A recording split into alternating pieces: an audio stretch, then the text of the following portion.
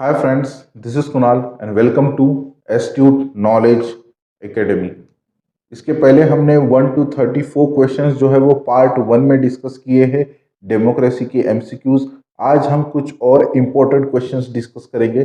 बहुत ही इंटरेस्टिंग ये होने वाली है सीरीज, क्योंकि जहाँ पे एग्जाम ओरिएंटेड जो पहले पूछे गए थे और किस तरह से पूछे जा सकते हैं डेमोक्रेसी के ऊपर क्वेश्चन, वो सारे ही मैंने इजी टू मॉडरेट लेवल में आपको यहाँ पे दिए हैं। कुछ क्वेश्चन टफ रहेंगे, कुछ इजी रहेंगे, ताकि आपकी एक प्रॉपर प्रैक्टिस हो। So let's get started. Start with the question number 35। The western approach to democracy is dominated by. देखिए देखिए, वेस्टर्न डेमोक्रेसी को ही आप क्या कहते हो, मॉडर्न डेमोक्रेसी भी कहते हो। और इसमें सबसे ज्यादा इम्फेसिस या सबसे ज्यादा इन्फ्लुएंस किस चीज का होता है, डोमिनेंस होता है पॉलिटिकल डेमोक्रेसी का। ठीक है, तो ऑप्शन ए, जहाँ पे एक्टिवली लोग पॉलिटिकल प्रोसेस में पार्टिसिपेट करते हैं, उसे ही आप पॉलिटिकल डेमोक्रेसी कहोगे, जो कि वेस्टर्न अप्रोच में सबसे ज्यादा डोमिनेटेड एलिमेंट होता है। Next question number 36। In the democracy of developing countries it is found that. कौन सा सबसे इंपॉर्टेंट एलिमेंट देखने को मिलता है डेवलपिंग डेमोक्रेसी में? देखिए, पॉलिटिकल इक्वेलिटी होती है, कॉम्पिटिटिवनेस होता है, कॉम्पिटिटिव पॉलिटिक्स होती है, और इकोनॉमिक इक्वेलिटी की भी बात की जाती है। यहाँ पे तीनों भी एलिमेंट जो है वो इंपॉर्टेंट है डेवलपिंग डेमोक्रेसीज के लिए या डेवलपिंग कंट्रीज के लिए। तो यहाँ पे option D, all the above are correct answers. Next देखते हैं question number 37। In which country is direct democracy? ये क्वेश्चन मैंने आपको पार्ट 1 में पूछा था। यहाँ पे देखिए आंसर कौन सा रहेगा इसका, स्विट्जरलैंड। रेयर एग्जाम्पल है, सारी दुनिया में सिर्फ एक अकेला कंट्री स्विट्जरलैंड ही है जो प्रैक्टिस करता है डायरेक्ट डेमोक्रेसी को। Option B, Switzerland, D of Switzerland is the correct answer. Next देखते हैं, मैच द पेयर दिया है। देखिए, मॉडर्न डेमोक्रेसी कौन बात करता है मॉडर्न डेमोक्रेसी की? जेम्स ब्रायस सपोर्टर है मॉडर्न डेमोक्रेसी के, वेस्टर्न डेमोक्रेसी के। तो ए का हो जाएगा सी, जेम्स ब्रायस। नेक्स्ट देखते हैं, कॉम्पिटिटिव गवर्नेंस कंसिडर। कौन बोलता है कॉम्पिटिटिव या गवर्नेंस जो है वो कॉम्पिटिटिव होनी चाहिए? इस एलिमेंट को कंसिडर करने के बाद कौन करते हैं यहाँ पे? जे एस मिल, जो कि एक यूटिलिटेरियन थिंकर है सॉरी, वो कॉम्पिटिटिव गवर्नेंस की बात करते हैं। तो ऑप्शन बी का हो जाएगा यहाँ पे 1। डेमोक्रेटिक प्रिंसिपल किसने दिए थे? डेमोक्रेटिक प्रिंसिपल सर्टोरी ने। ठीक है, सर्टोरी ने जो है वो डेमोक्रेटिक प्रिंसिपल दिए थे कि किस तरह से जो है वो डेमोक्रेसी चलनी चाहिए, क्या उसके प्रिंसिपल्स होने चाहिए, क्या एलिमेंट्स होने चाहिए, उसके बारे में डिटेल में बात की थी जी सर्टोरी ने। तो यहाँ पे सी का हो जाएगा 4। नेक्स्ट देखते हैं, ऑन डेमोक्रेसी। ये बुक ही लिखी है एक प्लूरलिस्टिक थिंकर ने जिनका नाम था रॉबर्ट डाल। इन्होंने एक बहुत ही फेमस बुक लिखी थी ऑन डेमोक्रेसी। तो डी का हो जाएगा 2। देखिए कहाँ पे मैच कर रहा है ये, 3142। Option number see here is the correct answer. देखिए, जब आप मैच द पेयर करते हो तो यहाँ पे आपके बहुत सारे कंसेप्ट क्लियर हो जाते हैं। कौन सी बुक किसने ली है, लिखी है, क्या स्टेटमेंट किसने दिया है। तो जब भी आप मैच द पेयर करते हो ना, तो थोड़ा लॉजिकली सोचा करिए कि कौन हो सकता है डेमोक्रेसी के ऊपर बुक किसने लिखी हो सकती है, कौन प्लूरलिस्टिक थिंकर है, कौन लिबरल थिंकर है, कौन यूटिलिटेरियन थिंकर है। जब आपको उनकी आइडियोलॉजी समझ में आ जाएंगी तो आपको उनका डेमोक्रेसी का मॉडल या राइट का मॉडल या इक्वेलिटी का मॉडल भी समझ में आ जाएगा। क्वेश्चन नंबर 39 देखते हैं, the nature of democracy in modern state is. किस तरह की डेमोक्रेसी आपको मॉडर्न स्टेट में देखने को मिलती है? Again indirect form of democracy, जिसे ही आप रिप्रेजेंटेटिव फॉर्म ऑफ डेमोक्रेसी भी कहते हो। तो option be here is the correct answer. Next question, the representative was the champion of democracy. और आप ऐसे भी बोल सकते हो कि रिप्रेजेंटेटिव डेमोक्रेसी के चैंपियन कौन थे, कौन जो है वो सपोर्टर थे रिप्रेजेंटेटिव फॉर्म ऑफ डेमोक्रेसी के? तो यूटिलिटेरियन थिंकर जे एस मिल, जॉन स्टुअर्ट मिल जो है वो सपोर्टर थे रिप्रेजेंटेटिव फॉर्म ऑफ डेमोक्रेसी के। मैच द पेयर दिया है, देखिए, direct democracy. Question number 41, direct democracy कौन बात करता है डायरेक्ट डेमोक्रेसी की? देखिए, जे जे रूसो, जीन जैक्विस रूसो जो है वो सपोर्टर थे डायरेक्ट डेमोक्रेसी के। वो कहते थे कि जो डेमोक्रेसी होनी चाहिए उसका एक ही फॉर्म होना चाहिए जो कि प्योर फॉर्म होता है, वो होगा डायरेक्ट डेमोक्रेसी।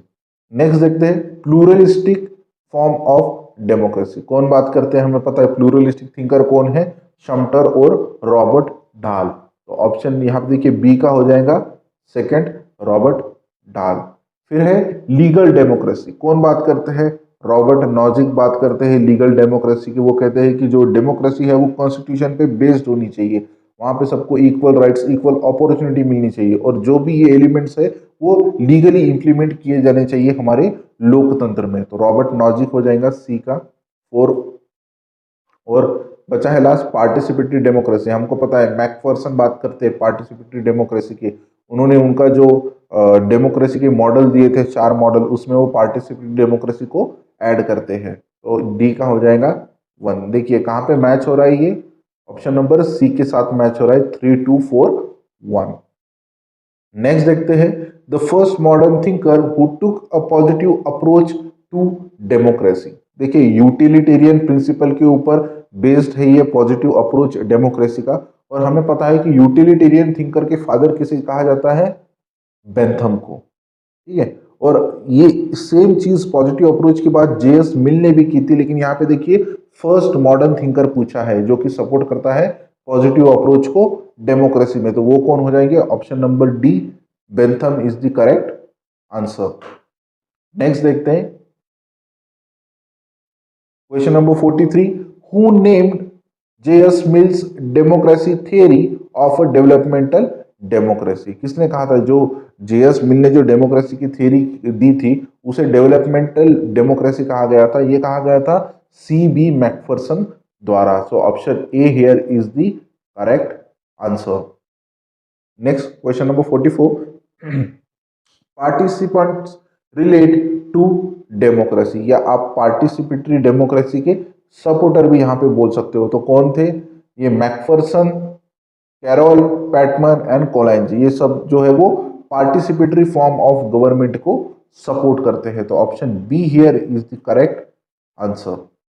नेक्स्ट देखते हैं question number 45, from from a historical perspective participatory democracy was established against, किसके अगेंस्ट जो है वो पार्टिसिपेटरी डेमोक्रेसी लाई गई थी। तो यहाँ पे कौन सा ऑप्शन होता है, किसके अगेंस्ट, लीगल डेमोक्रेसी के अगेंस्ट, क्योंकि लीगल डेमोक्रेसी में पार्टिसिपेशन का या पार्टिसिपेटरी प्रोसेस का बात नहीं किया जाता है, वहाँ पे सारे ही लीगल प्रोसेस की, लीगल एलिमेंट्स की बात की जाती है लोकतंत्र में। तो यहाँ पे ऑप्शन सी इसके अगेंस्ट आया था, participatory democracy, see legal democracy के against.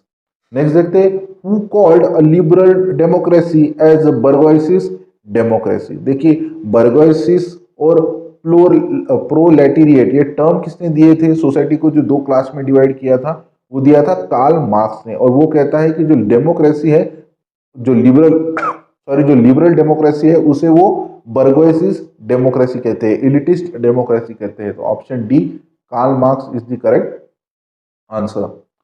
Question number 47, in ancient Greece city state democracy was in nature, किस तरह की डेमोक्रेसी थी एंशियंट सिटी स्टेट में। देखिए हमने पहले ही हमारा जो पार्ट 1 था तब डिस्कस किया था कि दुनिया की सबसे पहली डेमोक्रेसी जो फ्लरिश हुई है वो एथेंस ग्रीस में हुई है। और किस तरह की डेमोक्रेसी वो करते थे, क्या टाइप था वो डेमोक्रेसी का, डायरेक्ट डेमोक्रेसी थी वहां पे, यानी कि लोगों के ओपिनियन के द्वारा ही सारे बिल, प्रोसीजर या डिसीजन लिए जाते थे, ठीक है, लोगों का कंसेंसस लिया जाता था उसके ऊपर। So option A, direct democracy is the correct answer. Next question देखते हैं question number 48, the democracy that developed as a response to the specific class and pluralistic principle of democracy, कहाँ पे बात की जाती है ये स्पेसिफिक क्लास और प्लूरलिस्टिक फॉर्म ऑफ डेमोक्रेसी की। देखिए सीबी मैकफर्सन ने ऐड किया है, प्लूरलिस्टिक फॉर्म ऐड किया है उन्होंने अपनी डेमोक्रेसी में, साथ में उन्होंने पार्टिसिपेटरी डेमोक्रेसी की भी बात की है, यानी कि 4 टाइप्स के मॉडल उन्होंने दिए थे डेमोक्रेसी के, उसमें सबसे ज्यादा इन्फ्लुएंस किस चीज का था, पार्टिसिपेटरी डेमोक्रेसी का। तो option see here is the correct answer which is participatory democracy. देखिए क्वेश्चन नंबर 49, स्टेटमेंट दिए हैं, 2 स्टेटमेंट दिए हैं यहाँ पे, एक यहाँ पे करेक्ट है या रॉन्ग है, या दोनों भी करेक्ट है और एक स्टेटमेंट दूसरे को सपोर्ट करता है। इस क्वेश्चन को लेकर स्टूडेंट में बहुत ही ज्यादा कंफ्यूजन होता है, उन्हें ये समझ में नहीं आता है कि अगर स्टेटमेंट ए को स्टेटमेंट या रिस्पॉन्स या रीजन बी सपोर्ट कर रहा है या नहीं कर रहा है। तो यहाँ पे देखिए बहुत ही ईजी होता है ये समझना, कोई भी कंफ्यूजन वाली बात नहीं होती है यहाँ पे। अब मैं आपको स्टेटमेंट के द्वारा यहाँ पे एक्सप्लेन करके दिखाता हूँ। देखिए स्टेटमेंट ए बोल रहा है, ancient thinker like Plato and Aristotle condemn the best system of governance democracy. Yes, ये हमको सभी को पता है कि इवन दो प्लेटो और एरिस्टोटल ने कहा था कि मिक्स्ड होनी चाहिए डेमोक्रेसी, लेकिन उन्होंने यहाँ पे क्रिटिसाइज भी किया था बिकॉज ऑफ सोक्रेटिस की डेथ। उन दोनों का भी विश्वास नहीं था डेमोक्रेसी में। ठीक है, सो यहाँ पे स्टेटमेंट ए तो करेक्ट है। रीजन देखते हैं, because the nature of democracy that prevailed in Greece at that time could not be considered as an ideal system of governance.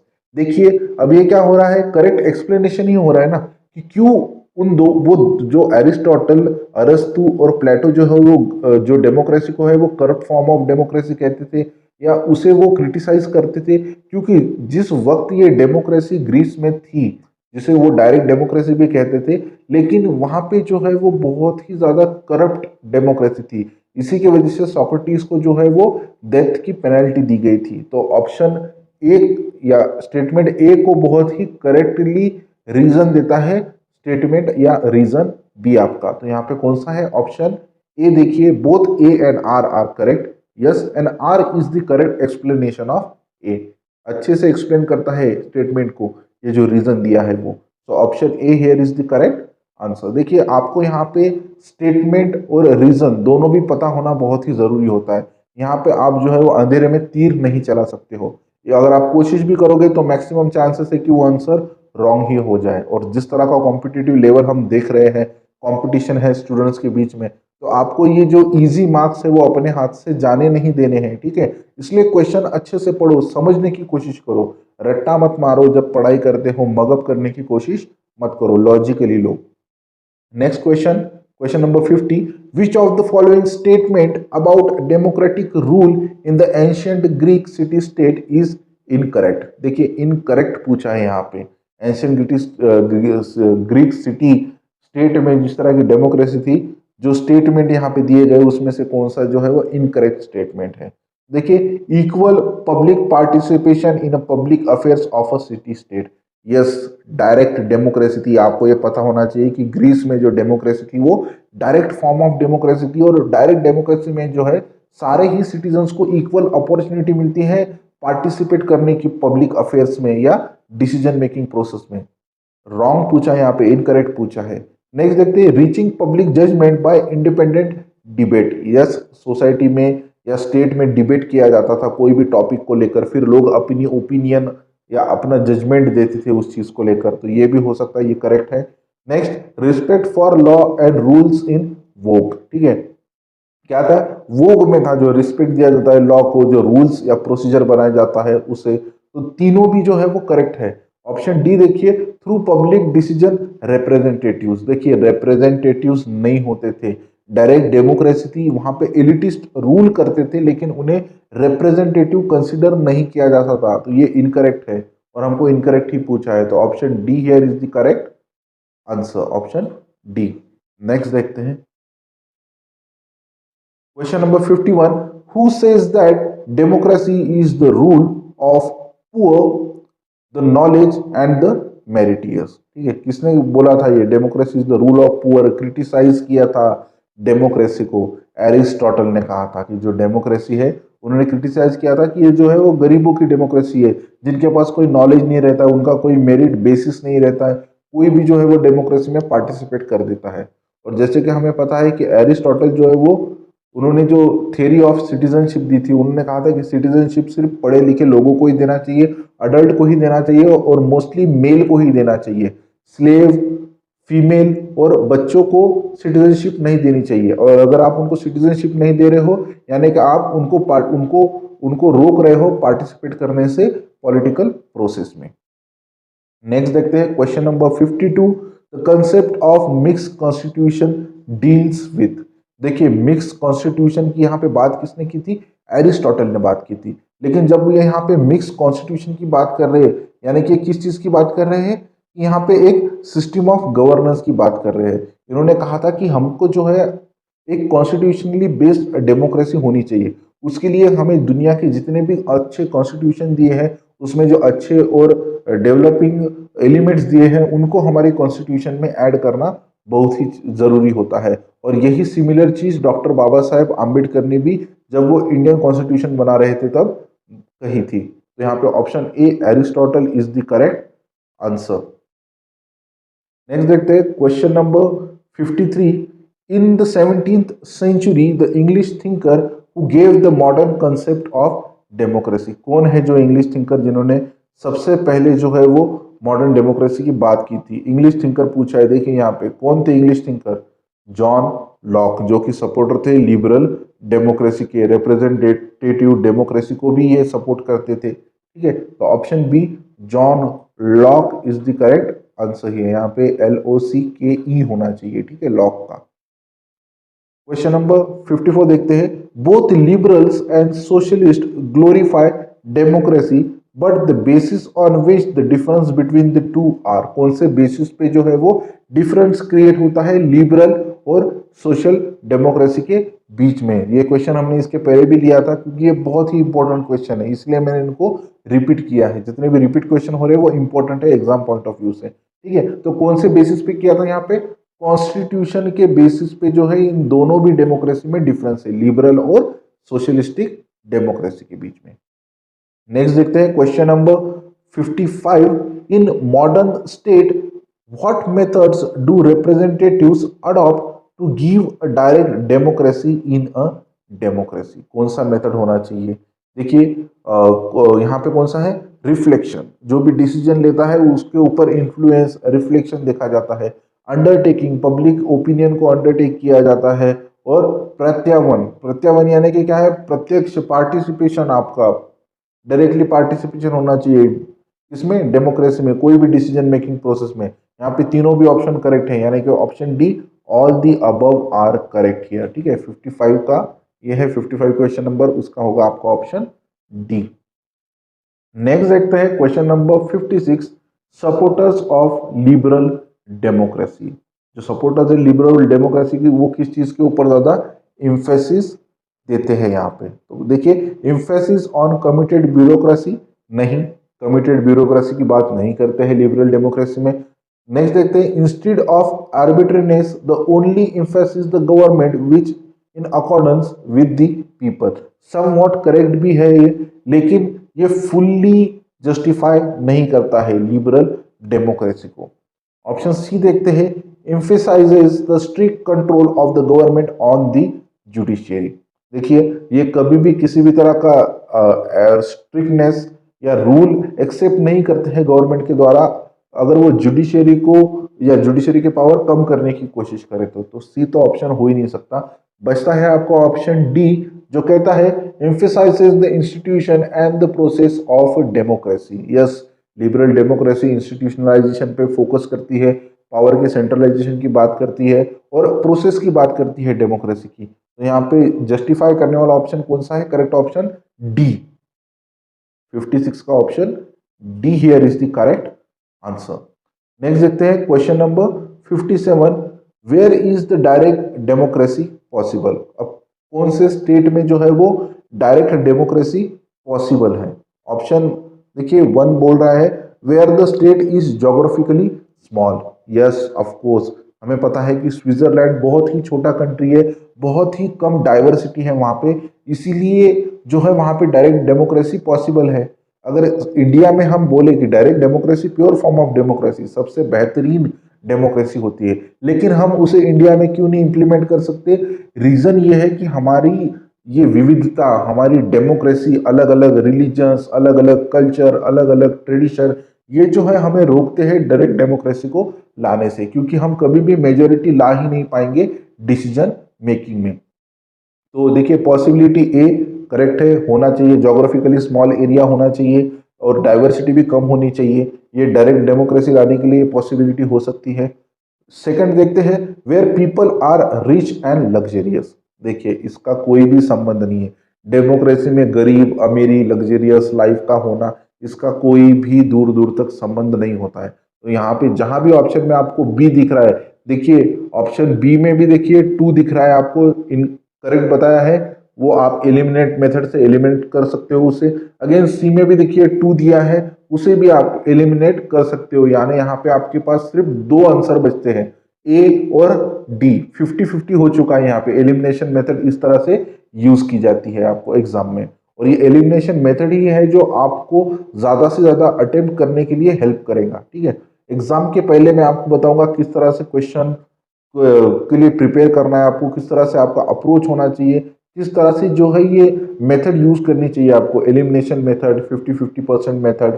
ठीक है, सो देखिए थर्ड देखते हैं, where the way of people are in a simple manner. Yes of course ये हो सकता है simple manner वाला, थोड़ा बहुत जस्टिफाई करता है। Where the population is very low, of course geographically area small रहेगा तो ऑब्वियसली बात है पॉपुलेशन भी वहां पे कम ही रहेगा। तो ए 1, 3 और 4 जो है वो जस्टिफाई करते हैं डायरेक्ट डेमोक्रेसी की पॉसिबिलिटीज को। देखिए कहाँ पे आ रही है, ऑप्शन डी में बात कही जा रही है, option D here is the correct answer. Next देखते हैं लास्ट क्वेश्चन हमारा, question number 58। In some modern state what methods do representatives adopt to give a direct democracy in a democracy? Again ये रिपीट क्वेश्चन हो रहा है, question को यहाँ पे थोड़ा अलग से कंफ्यूज करके बताया गया है। आपके सामने क्वेश्चन ही, आपको सारे ही आंसर पता होते हैं, ये ट्रस्ट करिए मेरी बात पे, आपको सारे आंसर पता होते हैं, लेकिन आपको एमसीक्यू सॉल्व करने की प्रैक्टिस नहीं होती है। वो कोई भी एक सिंपल क्वेश्चन को बहुत ही ज्यादा कॉम्प्लिकेटेड कर देते हैं, घुमा फिरा कर पूछते हैं ताकि आप कंफ्यूज हो जाओ, और यहीं पे आपको कंफ्यूज होना नहीं है। यहाँ पे आपको एक ही चीज याद रखनी है जो कि है रिप्रेजेंटेटिव डेमोक्रेसी के एलिमेंट्स, बाकी सारी चीजें भूल जाओ। ठीक है, रिप्रेजेंटेटिव डेमोक्रेसी के या इनडायरेक्ट डेमोक्रेसी के एलिमेंट्स क्या होते हैं, यही चीज आपको यहाँ पे याद रखनी है। तो देखिए रिफ्लेक्शन होता है, अंडरटेकिंग होता है और प्रत्यावन भी होता है, यानी कि option D, all the above answers are create और ऑप्शंस आर करेक्ट। ठीक है, तो यहाँ पे हो जाएगा ऑप्शन डी आपका करेक्ट आंसर। देखिए बहुत इंपॉर्टेंट होता है एमसीक्यू सॉल्व करना, मैं इसीलिए हर एक टॉपिक के बाद एमसीक्यू ले रहा हूं ताकि आपका कोई भी उस टॉपिक से रिलेटेड डाउट नहीं रहे, और साथ ही जो है वो आपकी एक प्रॉपर प्रैक्टिस हो जाए कि उस क्वेश्चन को अटेम्प्ट करने के लिए कैसा अप्रोच आपका होना चाहिए और कितना नेसेसरी होती है पर्टिकुलर टॉपिक के ऊपर एमसीक्यू सीरीज सॉल्व करना। ये आपको एग्जाम में 101% यूज करेंगी। मैंने खुद इसी मेथड को यूज करके मेरा जीआरएफ क्वालिफाई किया है फर्स्ट अटेम्प्ट में। आई होप इस लेक्चर सीरीज में को फॉलो करके आप भी अपने एम को फुलफिल कर पाए, अपने गोल को अचीव कर पाए इस बार। चलिए फिर आज के लिए इतना ही, नेक्स्ट लेक्चर में जस्टिस और नए टॉपिक्स लेकर आएंगे आपके लिए। That is all for today, bye bye, and जरूर प्रैक्टिस करिएगा ये क्वेश्चंस।